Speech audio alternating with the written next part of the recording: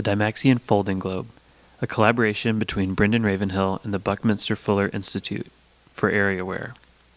The Dymaxion projection is a map of our world designed by Buckminster Fuller and Shoji Sato. The first iteration was patented in 1946 by Fuller, a visionary design scientist best known for his work with geodesic domes. The Dymaxion projection presents the world's geographic information without any breaks in the continental contours or distortions to the land masses. The continents can be seen as an archipelago of islands, highlighting what unites us rather than what separates us.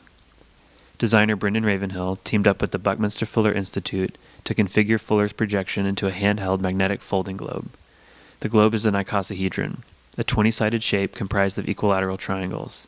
Each triangle is magnetic, creating a puzzle that changes in your hand from flat to three-dimensional. The Dymaxion folding globe comes in 3 colorways: blue-green, blue-orange, and black-white. It's packaged in a flat paper envelope that includes a brief history of Fuller's Dymaxion projection. The Dymaxion Folding Globe, a collaboration between Brendan Ravenhill and the Buckminster Fuller Institute for Areaware.